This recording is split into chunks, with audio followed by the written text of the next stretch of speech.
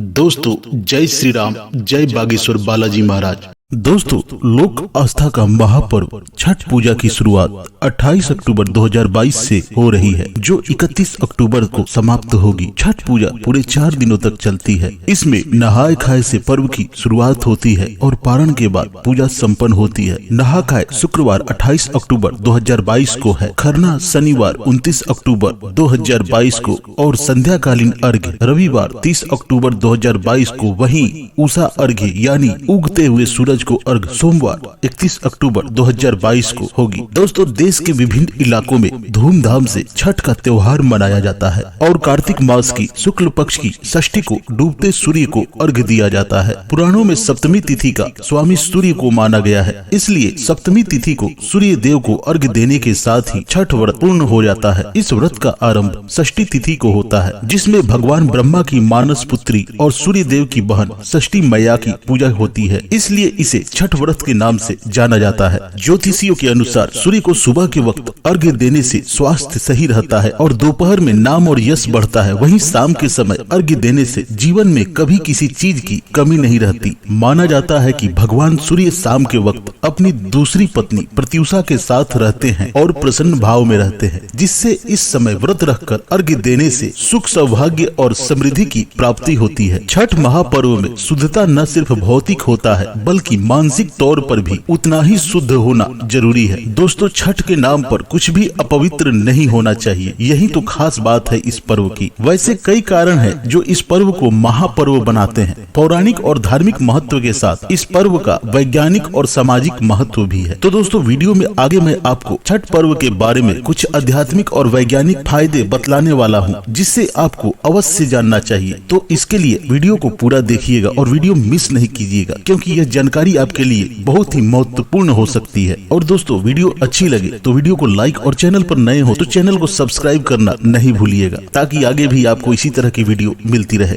दोस्तों माना जाता है कि शाम के वक्त सूर्य को अर्घ्य देने से कानूनी मामले और मुकदमे में फंसे लोगों को फायदा होता है। साथ में जो छात्र बार बार परीक्षा में असफल रहते हैं और जिन्हें पेट की समस्या लगातार बनी रहती है, उन्हें शाम के समय सूर्य को अर्घ्य जरूर देना चाहिए। सूर्य देव को अर्घ्य देने से जीवन में सामाजिक, मानसिक और आर्थिक सभी प्रकार की समस्याओं से मुक्ति मिल जाती है। सूर्य को अर्घ्य देते समय कुछ सावधानियां बरतनी चाहिए। अगर आप विधिवत रूप से यह तरीके अपनाते हैं तो आपको भगवान संपन्नता का आशीर्वाद देते हैं। मान्यताओं के अनुसार सबसे पहले आप एक बांस के सूप में केला सहित 5 प्रकार के फल रखें और उसमें प्रसाद एवं गन्ने को रखें। इसके बाद पीले रंग के नए कपड़ों से सभी फलों को ढक दे। दीप जलाकर दोनों हाथों से सूप को पकड़े और 3 बार डुबकी लगाकर भगवान सूर्य को अर्घ्य दें। दोस्तों पुराणों के मुताबिक राजा प्रियवंद को कोई संतान नहीं थी, तब महर्षि कश्यप ने पुत्र प्राप्ति के लिए यज्ञ कराकर प्रियवंद की पत्नी मालिनी को यज्ञ आहुति के लिए बनाई गई खीर दी। इससे उन्हें पुत्र प्राप्त हुआ, लेकिन वह मृत पैदा हुआ। प्रियवंद पुत्र को लेकर श्मशान गए और पुत्र वियोग में प्राण त्यागने लगे। उसी वक्त भगवान की मानस पुत्री देवसेना प्रकट हुई और उन्होंने कहा, सृष्टि की मूल प्रवृत्ति के छठे अंश से उत्पन्न होने के कारण मैं षष्ठी कहलाती हूँ। राजन तुम मेरी पूजा करो और इसके लिए दूसरों को भी प्रेरित करो। राजा ने पुत्र इच्छा से देवी षष्ठी का व्रत किया और उन्हें पुत्र रत्न की प्राप्ति हुई। यह पूजा कार्तिक शुक्ल षष्ठी को हुई थी। और इसके साथ ही छठ पूजा को लेकर एक और पौराणिक कथा है। जब लंका पर विजय पाने के बाद राम राज्य की स्थापना के दिन कार्तिक शुक्ल षष्ठी को भगवान राम और माता सीता ने उपवास किया और सूर्य देव की पूजा की। सप्तमी को सूर्योदय के वक्त फिर से अनुष्ठान कर सूर्य देव से आशीर्वाद प्राप्त किया था। यही परंपरा अभी तक चली आ रही है। दोस्तों महाभारत काल में भी छठ की पूजा हुई थी। सबसे पहले सूर्य पुत्र कर्ण ने सूर्य देव की पूजा की थी। कर्ण भगवान सूर्य के परम भक्त थे। वह प्रतिदिन घंटों कमर तक पानी में खड़े होकर सूर्य को अर्घ्य देते थे। सूर्य की कृपा से ही वह महान योद्धा बने। आज भी छठ में अर्घ्य दान की भी यही परंपरा प्रचलित है।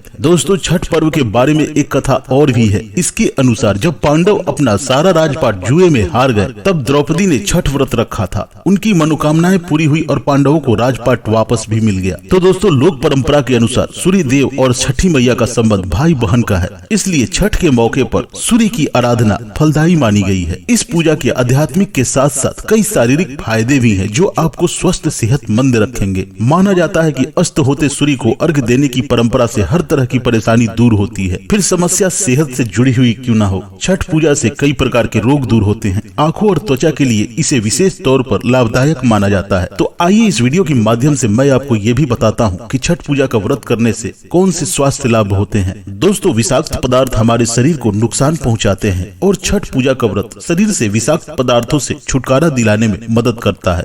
दोस्तों, डिटॉक्सिफिकेशन शरीर में रक्त प्रवाह को नियमित करने में मदद करता है और आपको अधिक ऊर्जावान बनाता है। दोस्तों, 36 घंटे के उपवास के दौरान शरीर में मौजूद विषाक्त पदार्थ निकल जाते हैं, जिससे बॉडी सिस्टम को आराम मिलता है और वो उपवास के बाद एक नई शुरुआत के लिए तैयार हो जाता है। इससे आपकी त्वचा युवा और स्वस्थ लगती है, आपकी दृष्टि में सुधार होता है और उम्र बढ़ने की प्रक्रिया धीमी होती है। दोस्तों, छठ पूजा के दौरान जब आप व्रत रखती हैं तो इससे आपके शरीर में हार्मोन्स का संतुलन बेहतर होता है। महिलाओं को होने वाली ज्यादातर समस्याओं के पीछे हार्मोनल असंतुलन जिम्मेदार होता है। ऐसे में व्रत रखने से शरीर में घटे बढ़े हार्मोन्स बैलेंस होते हैं और आपका शरीर स्वस्थ और सेहतमंद रहता है। छठ पूजा का उपवास मानसिक स्वास्थ्य के लिए भी फायदेमंद है। पूजा प्रक्रिया के दौरान एक रचनात्मक शांति मन में प्रबल होती है जो नकारात्मक ऊर्जा को शरीर से दूर करती है। यह प्राणिक प्रवाह को नियमित कर ईर्ष्या, क्रोध और अन्य नकारात्मक भावनाओं को नियंत्रित करती है। इस व्रत में आप काफी समय तक सूर्य के प्रकाश के सामने रहते हैं। इससे सूर्य की किरणों का सुरक्षित विकिरण आपकी त्वचा में मौजूद फंगल और बैक्टीरियल इन्फेक्शन को दूर करने में मदद करता है। तो दोस्तों, इस तरह से छठ पूजा का व्रत धार्मिक महत्व के साथ साथ तेज दिमाग और स्वस्थ तन मन पाने में भी मदद करता है। संभव है इन्हीं वैज्ञानिक कारणों से छठ का पर्व पौराणिक काल से ही मनाया जा रहा है। लेकिन ध्यान रखें कि